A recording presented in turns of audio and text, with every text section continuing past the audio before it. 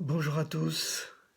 Eh bien, pour notre méditation, nous poursuivons la lecture que nous avons commencée depuis déjà longtemps dans l'évangile de Marc. Et ce matin, ce sera au chapitre 5, à partir du verset 21.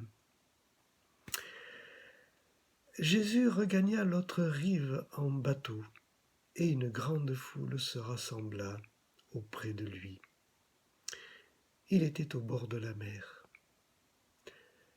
Un des chefs de la synagogue, nommé Jairus, arrive. Le voyant, il tombe à ses pieds et le supplie instamment. « Ma fille est sur le point de mourir. Viens, impose-lui les mains afin qu'elle soit sauvée et qu'elle vive. » Jésus s'en alla avec lui. Une grande foule le suivait et le pressait de toutes parts. Or, il y avait là une femme atteinte d'une perte de sang depuis 12 ans. Elle avait beaucoup souffert du fait de nombreux médecins et elle avait dépensé tout ce qu'elle possédait sans en tirer aucun avantage. Au contraire, son état avait plutôt empiré. Ayant entendu parler de Jésus, elle vint dans la foule, par derrière, et toucha son vêtement, car elle disait « Si je touche ne serait-ce que ses vêtements, je serai sauvée. » Aussitôt, sa perte de sang s'arrêta, et elle sut dans son corps qu'elle était guérie de son mal. Jésus sut aussitôt en lui-même qu'une force était sortie de lui. Il se retourna dans la foule et se mit à dire « Qui a touché mes vêtements ?» Ses disciples lui disaient « Tu vois la foule qui te presse de toutes parts et tu dis « Qui m'a touché ?» Mais il regardait autour de lui pour voir celle qui avait fait cela. Sachant ce qui lui était arrivé, la femme, tremblant de peur, vint se jeter à ses pieds et lui dit toute la vérité. Mais il lui dit « Ma fille, ta foi t'a sauvée. Va en paix et sois guérie de ton mal. » Il parlait encore lorsqu'arrivent de chez le chef de la synagogue des gens qui disent « Ta fille est morte, pourquoi importuner encore le maître ?» Mais Jésus, qui avait surpris ces paroles, dit au chef de la synagogue « N'aie pas peur, crois seulement. » Et il ne laissa personne l'accompagner, si ce n'est Pierre, Jacques et Jean, frères de Jacques. Ils arrivent chez le chef de la synagogue. Là, ils voient de l'agitation, des gens qui pleurent et qui poussent de grands cris. Il entre et leur dit « Pourquoi cette agitation et ces pleurs? L'enfant n'est pas morte, elle dort. » Eux se moquaient de lui. Mais lui les chasse tous, prend avec lui le père et la mère de l'enfant, ainsi que ceux qui l'accompagnaient, et il entre là où se trouvait l'enfant. Il saisit l'enfant par la main et lui dit « Talitha cum », ce qui se traduit « Jeune fille, je te le dis, réveille-toi ». Aussitôt, la jeune fille se leva et se mit à marcher. En effet, elle avait 12 ans. Ils furent saisis d'une grande stupéfaction. Voilà donc 2 épisodes liés par des correspondances surprenantes. Une femme inconnue qui vient d'être guérie, que Jésus appelle « ma fille ». Le même mot qui est employé pour la fille de Jairus, laquelle fille de Jairus, au moment de son retour à la vie, a 12 ans. 12 ans comme la durée de la maladie de la femme guérie. Mais il n'y a pas que des correspondances textuelles ici. Dans les 2 cas, c'est la foi qui intervient pour relever, pour sauver. La foi qui sauve. Qu'est-ce que cela veut dire ? D'abord, que veut dire être sauvé? Assez souvent dans les évangiles, le verbe sauver a le sens de guérir, et c'est le cas ici. Cependant, un autre aspect de ce salut s'ajoute à la guérison. Pour cette femme d'abord, qui, atteinte d'une maladie liée au sang, est considérée comme impure, donc qui est exclue de la vie sociale. Pour la foule, elle n'existe pas, contrairement à Jairus. Eh bien, non seulement elle est guérie, mais Jésus l'appelle ma fille.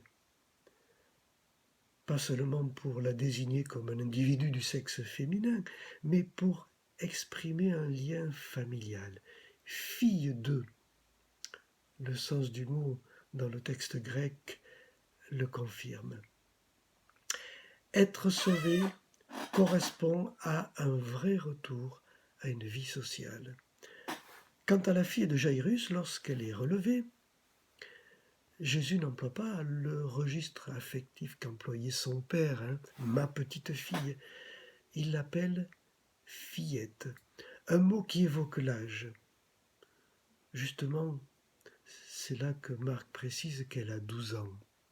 L'âge où l'on était considéré comme pouvant entrer dans la vie adulte. Bien sûr, elle est relevée de la mort, mais Jésus en fait plus encore. Il l'installe dans son identité de personne responsable. Elle n'est plus présentée comme la petite fille de son notable de père. Encore là, Jésus remet toutes les choses en place pour une vie nouvelle de relation. Ici, être sauvé, c'est être reconstruit, c'est devenir ou redevenir des personnes à part entière. Quels sont les effets de cette foi? Elle sauve, comme Jésus le dit à la femme, mais je dirais dans le sens où elle est l'instrument qu'emploie le Sauveur. C'est la main tendue de celui qui se noie et que le Sauveteur va devoir saisir. Quels effets sont produits pour cette femme qui incarne la classe des impurs? S'approcher de Jésus, c'est braver l'hostilité de la foule. C'est un défi énorme.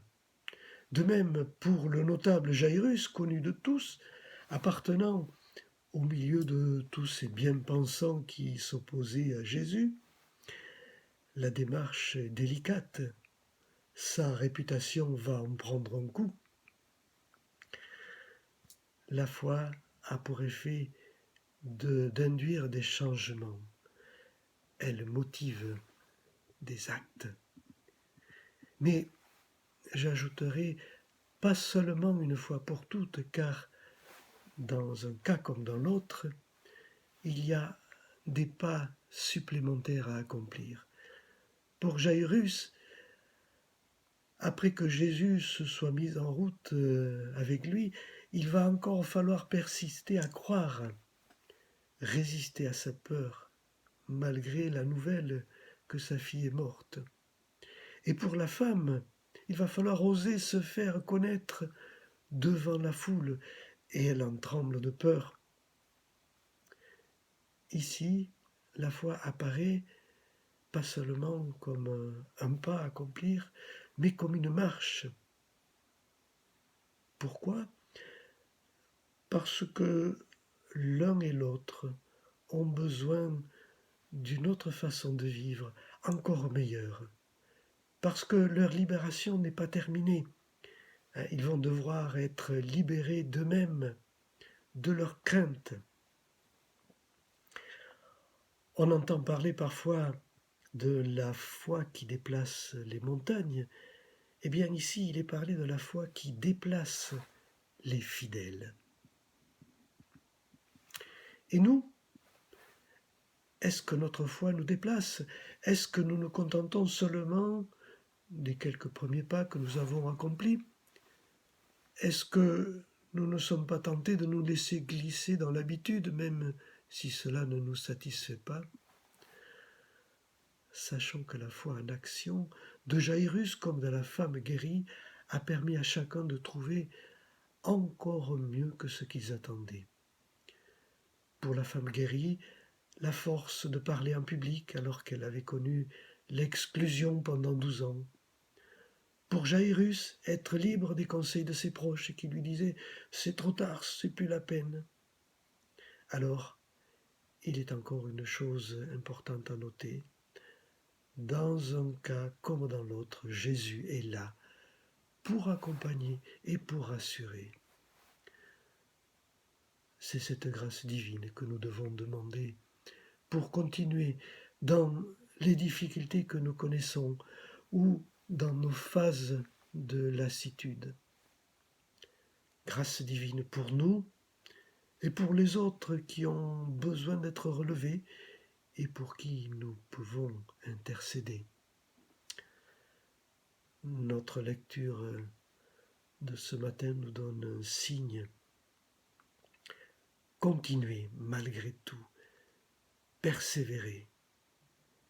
C'est sans doute un de ces pas de plus dont on parle ce matin. Ne pas abandonner, ne pas faiblir dans notre cheminement, dans notre relation au Seigneur.